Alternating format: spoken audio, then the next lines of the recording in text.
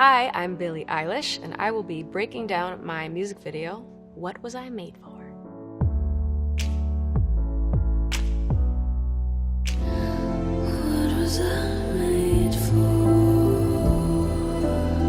The video idea, definitely just the image of me sitting there, yellow dress, 45-degree angle, desk, sage green background was just there. Like, I didn't even really think about it. I knew I wanted it to be a one take, and I knew that I wanted it to be, you know, have a deep meaning. Shocker. I was sitting there with like my mom and my team, and we were talking about it, and my mom was like, you could be folding clothes, and then Chelsea was like, what if they're mini clothes? And then we were like, what if they're like my old clothes? As soon as we kind of decided that it was gonna be all the old, you know, throughout my career moments, but like Barbie size, I was stoked. I was so excited.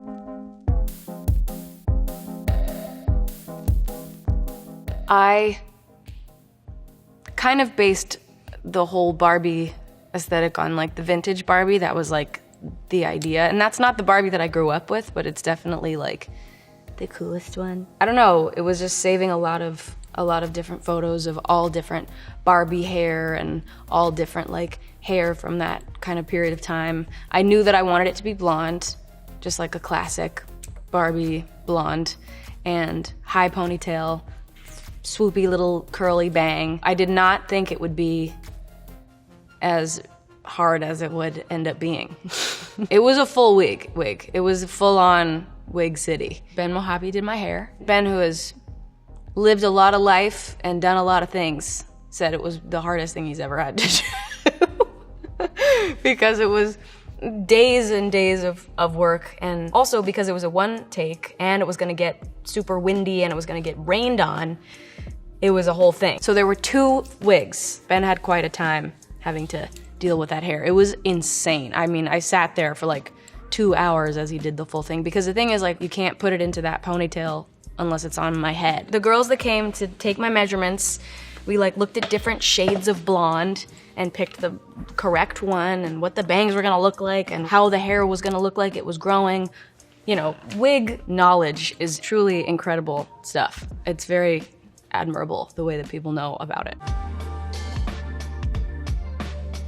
There was potential to do anything, right? I could have done the full face of like Barbie, but I thought that, you know, given that I have this little cute Barbie dress, I've got the hair, I've got the little heels on, I'm like in this other world, I also wanted it to feel like it was also still me. I just wanted it to just be really simple and dewy and natural. Just like very like what I normally look like, I think, but just kind of made to look a little bit cleaner. My girl Emily Chang did my makeup. I was definitely rocking the waterproof makeup. I always end up having these ideas that make things really hard for me. And for everybody else too. And everybody did such a good job of like not freaking out and just going with the flow, I guess is really the only way I can put it. Key makeup products, I mean, really key face products is just always Biba. Yeah, Biba de Souza.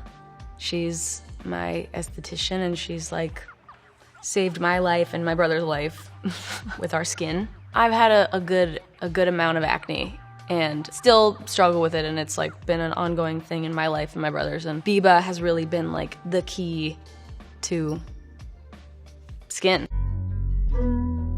Well, you know, I never met my grandparents, and my mom's mom, my grandmother, used to make clothes for my mom when she was a girl. She still had them when I was growing up, and so I'd wear them, and I loved them, and they were these cute little, like, mod, boxy little dresses, and I always loved those. And I also, that was kind of the era of fashion that I was kind of going for, and that vintagey summertime Barbie. Yellow was just, I don't know, it was just in my, I don't know, it was just what I pictured. And then I had this random thought that blue would also be good. So I had this dress made in yellow and blue, and then on the day, you know, held them up right there at the desk and yellow was the obvious choice. But it's interesting how that works, like the butterfly effect of like, could have been blue, and something about that I think would have weirdly changed how the video feels. And I think it's really special to me that it's yellow, and the earrings are yellow, and the rings are yellow, and the hair is blonde, and the shoes are yellow. And then also, like, you know, the first little outfit that I pull out is the yellow rain suit that I wore for like bellyache. And that's also kind of special to me. And also yellow was the color that I used to wear every single day when I was like first known to anybody, and I thought that was kind of special. That was kind of like my color. All the little outfits that I pull out are all specific looks that I've worn over my life that have become, I don't want to say iconic about my own self, but like even in my own life, they are very sentimental to me because of big moments in my life. And I also wanted it to be like kind of cutting off at like 2020. Like I want it to be everything before this kind of more grown-up version of myself. Talking about what would be the most interesting ones to use and what were the most special ones for me and what do I feel like the fans would think of as the most special ones, and they are so cute and small. For the making of the tiny minis, it was Mattel, Sarah Paquette, and Liam Moore, and they absolutely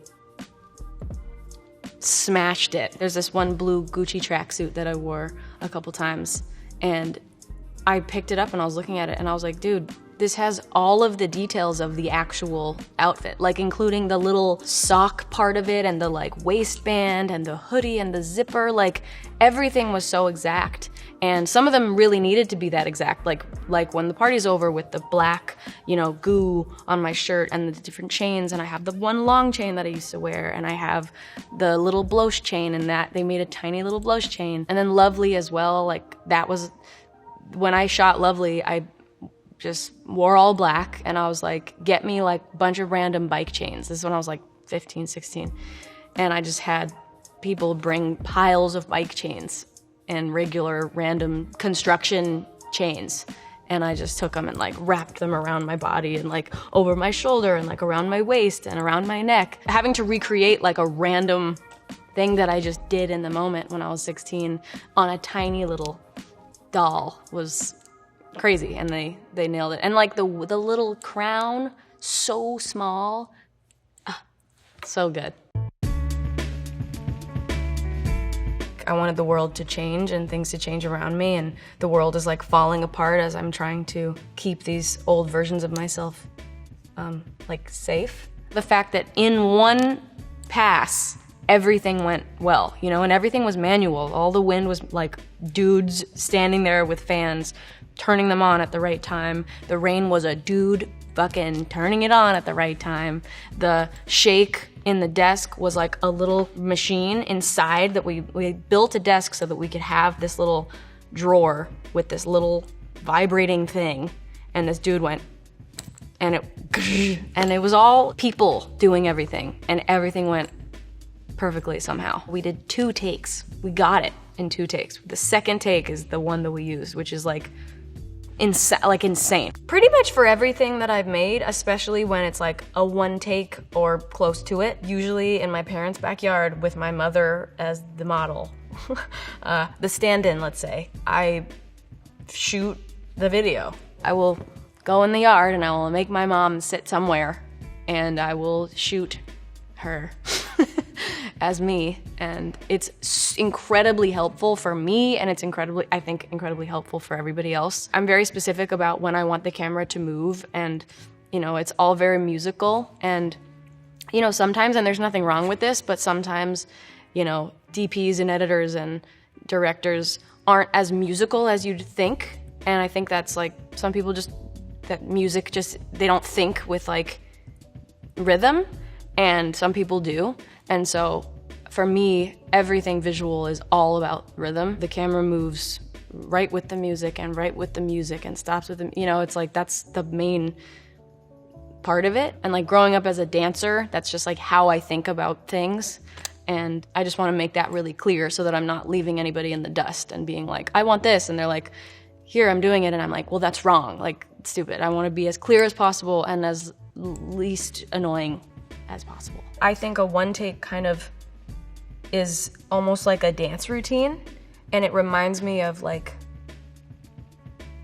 a dance routine to a full song where you start your routine at the beginning of the song and you dance with your choreography, and then the song ends and that's the end of your dance, and you're not doing multiple different takes and you're not stopping and starting, you're doing the full thing. And yeah, I've never really thought of it that way, but that's absolutely what it is. That's so many people to have to be doing this dance at the same time, including myself. For a second I was like, ooh, I'm like so focused on all these different things that I like forgot that I should be doing stuff also. That's the other thing with directing, is kind of hard, because you're like, okay, this is perfect, that's perfect, this looks great, and then you're like, oh, I'm on camera, like I need to be doing something too. And you know, I'm acting, you know, that's what it is, I guess. And acting is a whole other thing too, so it's fully a dance, it really is. Are you ever gonna direct for other people? I would love to direct for other people. I would be very honored if somebody wanted me to direct for them. I just need time. I just don't have time, girl. I barely have time to make my own videos.